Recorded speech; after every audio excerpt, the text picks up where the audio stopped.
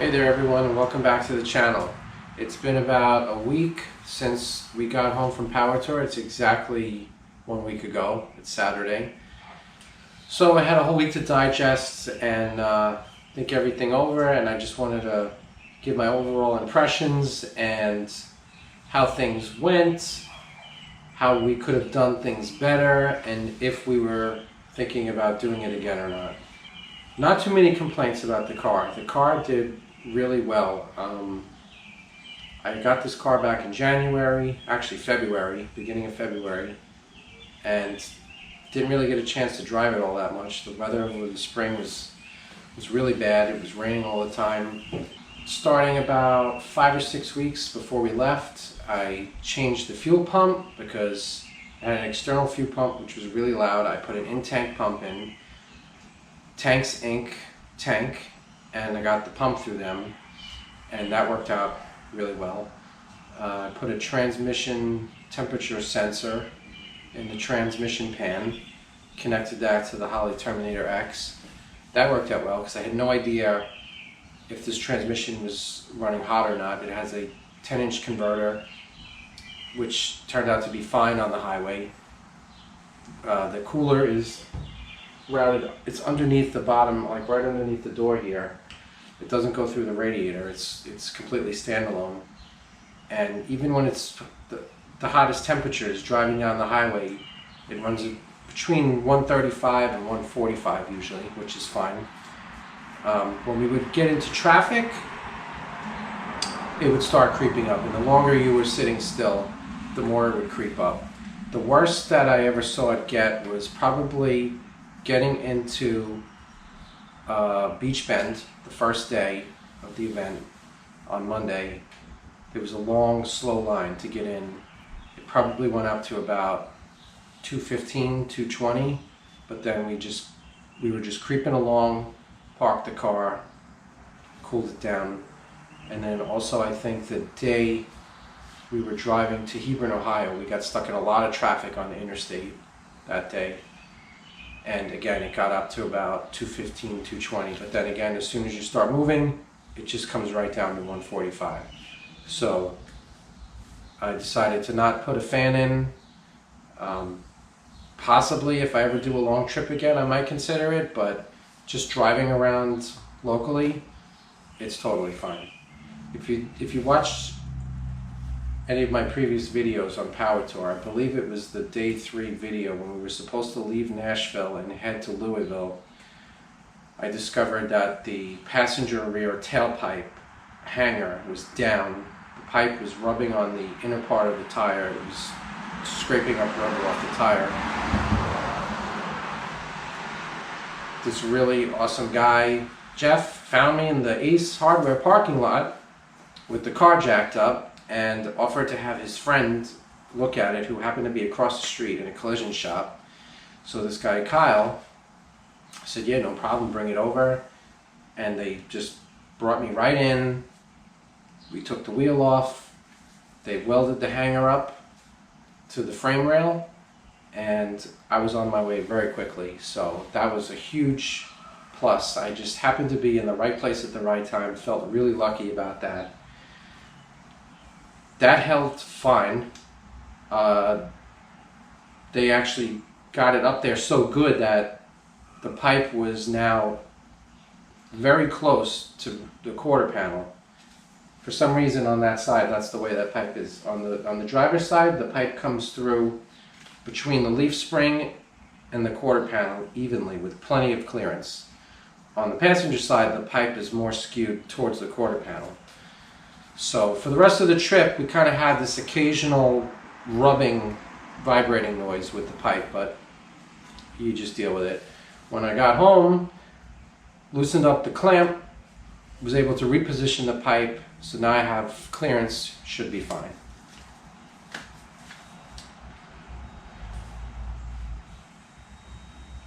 I had also installed an amplifier, a Bluetooth amplifier, prior to the trip, because the car didn't have a working radio. That amplifier worked out really well. It didn't skip a beat. It worked fine the whole time. The only issue with that was I didn't really notice it until we were driving for hours, but there's a little bit of a whine through the speakers, which happens to me all the time when I get involved with aftermarket car stereo amplifiers. You hear like the alternator making a noise through the speakers. So I'm just going to try to maybe find a better ground. Right now I have it grounded underneath the rear tray. I'm thinking about maybe connecting that ground wire directly to the battery, see if it eliminates that whine, that high-pitched whine. We were more than halfway home. We were about halfway. We had about 600 miles on Saturday to do. We were about halfway. Pulled off for gas, and I noticed the temperature had shot up to 230, which it had never done before. Usually it was staying 220 or lower all the time. Discovered that the cooling fan had stopped running, and I checked out the wiring. Everything looked good, so I thought it was the fan motor. So I called a parts store that I was also, again, very fortunate. We had stopped in a real town that had a lot of stores, and there was a Napa within walking distance. So I was getting ready to walk there. Just happened to plug the fan back in, started running again, and the rest of the trip home, the fan was totally fine. So I have really no idea what happened there. I don't know if it's just a connection issue. Maybe the fan motor overheated. It needed to cool down. I have no idea, but that worked out okay. And then really the main issue, which was like an annoying thing, but is the vibration. So never really noticed it driving around here and taking short trips on the highway, but there is a vibration that you hit into at certain speeds. So it's weird. You might get to about 67 miles per hour and you get a heavy vibration throughout the car. It's like a pulsing. It comes in waves, but then you might get up to 70 miles per hour and it goes away, and then it starts again at 74. I had originally suspected these tires because I had them mounted shortly before we left. These are the Mickey Thompson ET Street SS drag radials, which were already on the car when I got it, but they were worn out, so I got a new set, same size. When the guy balanced them, he ended up using a lot of weights on the inside and told me he had a hard time balancing it, so I thought maybe it was that. I am going to throw some other wheels and tires on the back just to verify that it's not the tires, but I really think it's probably a driveline vibration, and that can be tricky to figure out. But over the week, I've realized certain speeds to keep the car at to avoid the vibration. It was okay. The only time it became a problem is when we were trying to stay in a group and keep up with other people. Then it was a little tricky for me to maintain certain miles per hour because I really didn't have control. I had to try to stay with them, and if it was in a mile per hour range that was causing the vibration, it was kind of annoying. But overall, the car did great. To Shane, the guy who built the car, you built a hell of a car, Shane. Very impressed. Everything really top notch. Now, for general issues, not relating to just the car, but general issues on the trip. So, it wasn't really exactly what I thought it was going to be. There's just not enough hours in the day, in my opinion, to see and experience all the things that PowerTour has to offer. Maybe we got up too late, maybe we left too late. We tried it different ways. Some days we got up at 6 or 6:30 and we're on the road by 8. And still, it would take, I don't think it ever took less than 6 hours for us to get to any of the venues. There was always traffic or traffic getting into the venue. The worst was the first day for us at Beach Bend. I think we got there around 10 a.m. It took a very long time to get into Beach Bend. One single file lane in, and also leaving Beach Bend, one single file lane out. It took a long time to get out of there. Tuesday at Nashville Super Speedway, we waited in the left turn lane to turn into the venue probably at least 45 minutes. Probably 45 minutes to an hour. And then once we got inside Nashville Super Speedway, they routed us all the way around the back, parked us outside of the track, in the fields, in the dirt. Getting to the parking spot probably took another 45 minutes. So that was a really slow process getting into there. And then to have the whole car completely covered in dust and dirt. Again, not a huge deal, just not something we were expecting. Every other day, getting into and out of the venues wasn't really a problem. Sometimes we would get there really late though. We figured if we're going to be fighting in traffic and fighting to get in, what's the point of rushing out early in the morning? So a couple of the days we just really took our time in the morning, left around 9:30, 10ish, got to the venues about 4 in the afternoon, 4:30, got in there, still were able to get our credentials punched, and just kind of stuck around late.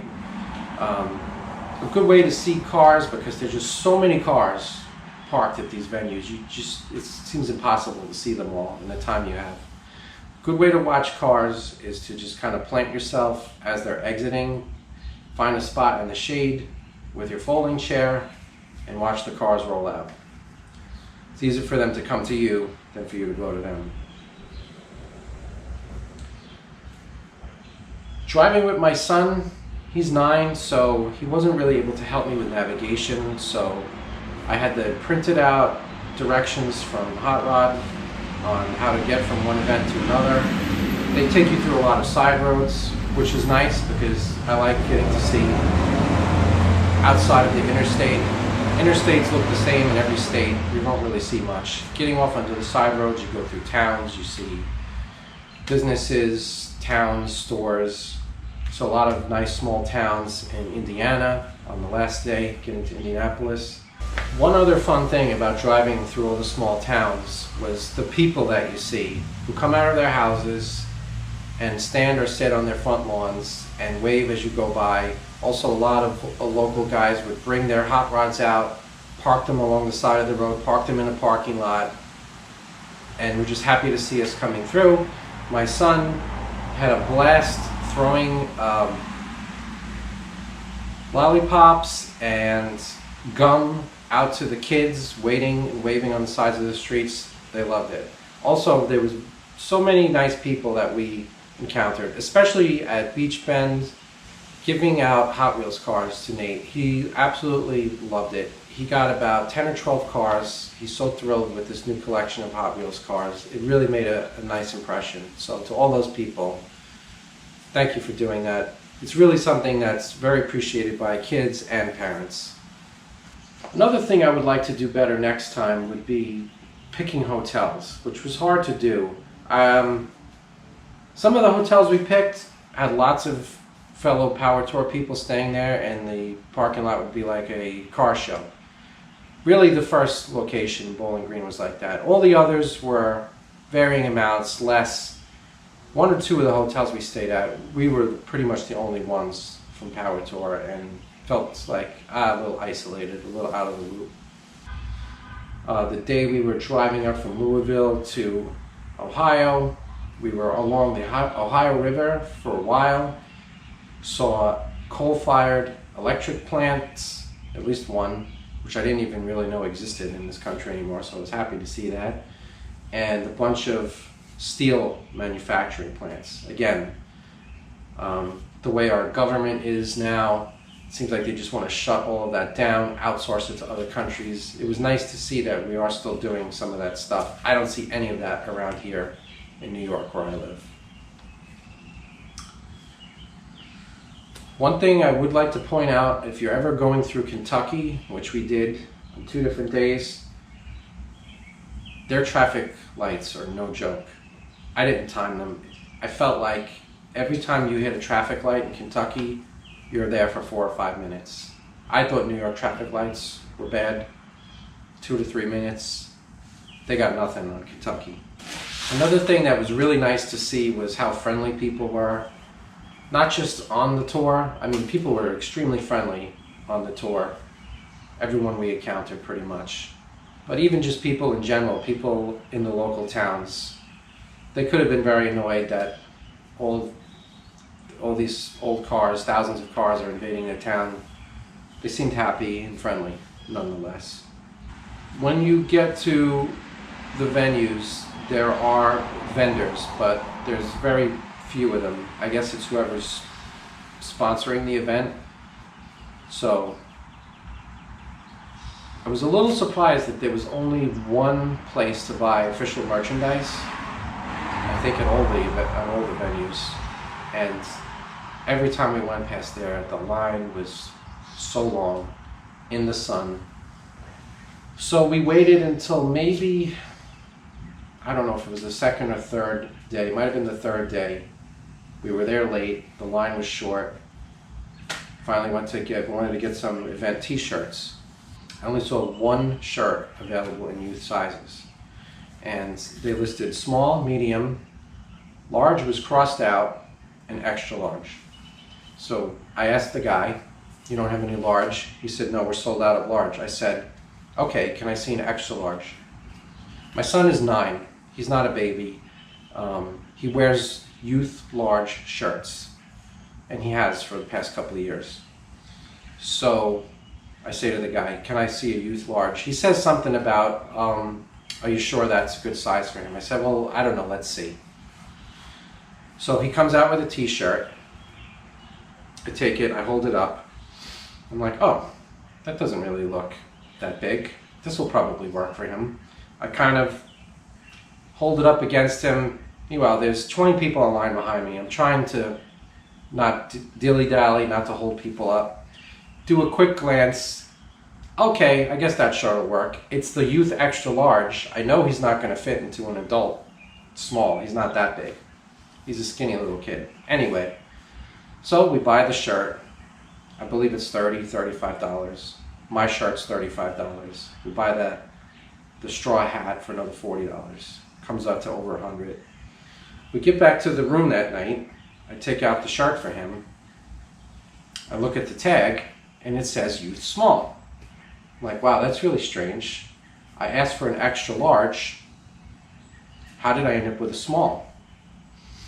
So I have him try it on. He gets it on, but it's short. So I'm just figuring they're not going to take this back. There's probably a all sales final policy, but whatever. We go the next day. I'll buy him another shirt. I was ready to spend another $35 or whatever it was, $30, to get a bigger shirt for him, a youth extra large. By the time we got there, late in the afternoon, all the youth shirts had sold out. So the moral of the story is, first of all, I wish they would offer more of the youth sizes. Beyond that, I would recommend, and next time if we do this, we're going to go for the merch the first day, second day, even if we have to wait online. Make sure we actually look at the size. That was my bad for not looking at the size, but I just assume when you ask for a size, that's what they're going to give you. I guess the guy thought my son needed a small, or he just grabbed the wrong shirt. I don't know what happened, but it got all messed up. Anyway, not a huge deal. So now for things that I would do differently to try to do better for next time. The way I packed the car was not good. I did bring the right stuff as far as tools and supplies. I was happy with what I brought. I was glad that I brought my full-size floor jack. We ended up using it a few times. I brought a bag of tools. I brought tire repair kit.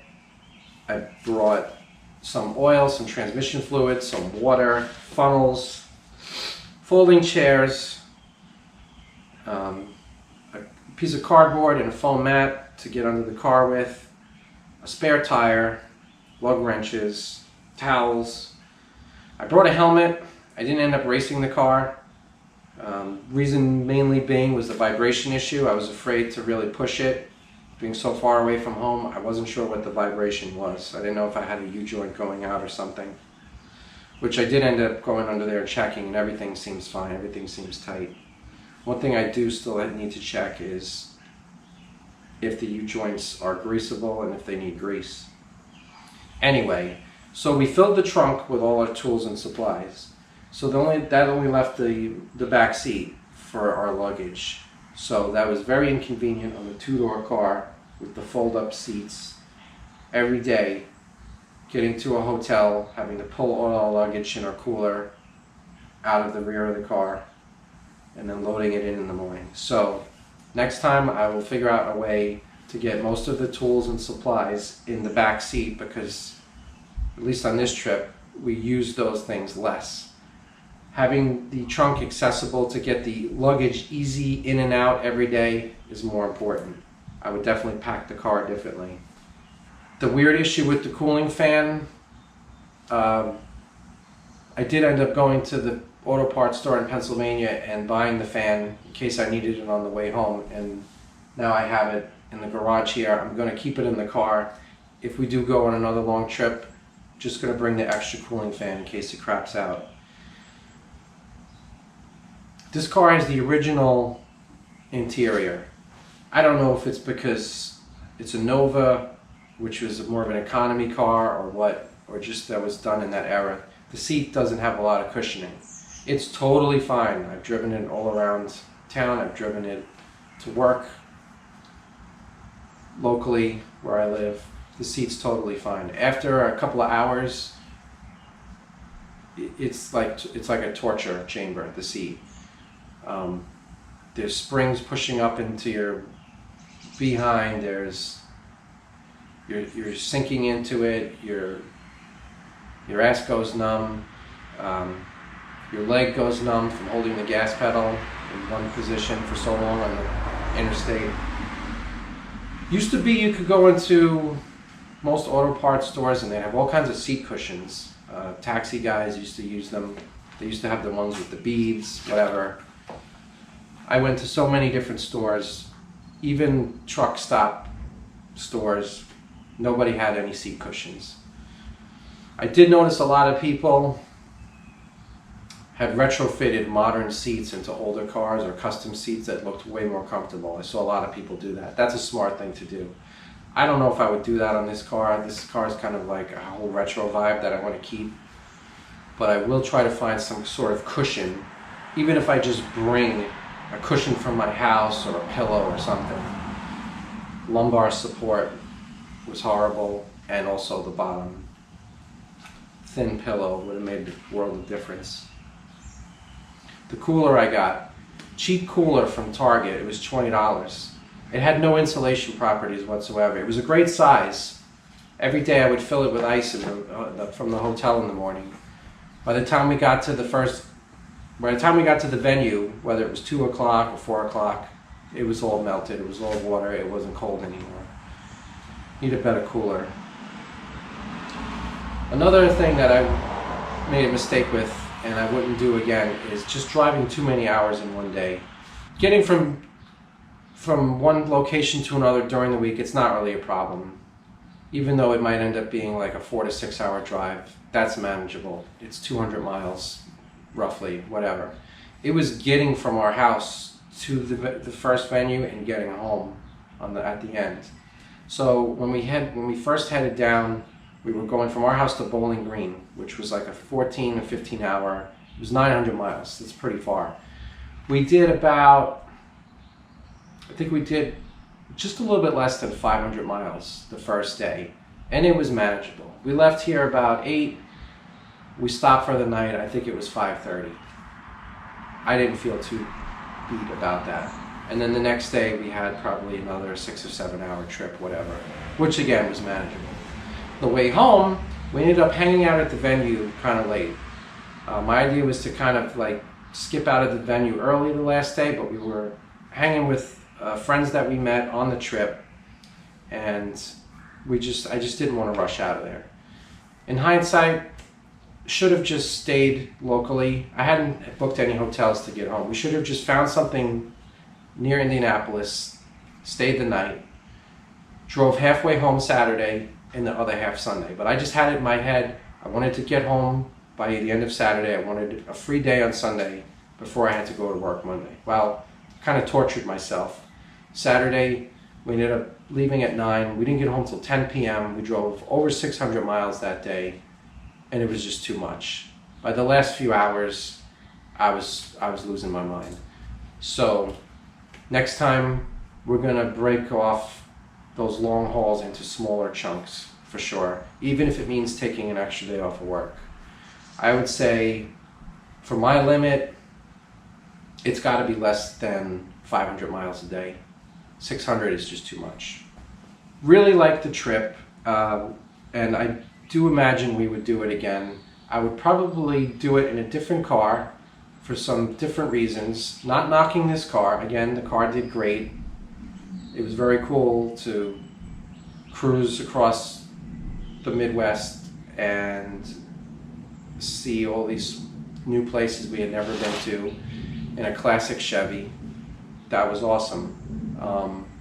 And as far as not having air conditioning, we managed. We were lucky with the weather. The weather was sunny mostly all week. We only hit rain for a few minutes out of the whole trip. Maybe 5 minutes here, 5 minutes there, a couple of times. That was it. It was warm, the sun was out, the sun was strong, but as long as we were moving, we had the cool breeze. The car has the vents underneath where your feet are, the kick panels. It's got the vent windows, the wing windows that brings cool air in. So we're cruising on the highway and we're bringing cool air in. The only time it became a problem is when we would get stuck in really slow traffic, bumper to bumper traffic. You don't have that airflow. You start feeling the heat from the engine and the exhaust coming into the car. That's when it got really uncomfortable. To do it again, yes, I would do a car without AC, but if you have a car with AC, which I do, probably thinking about doing that next time.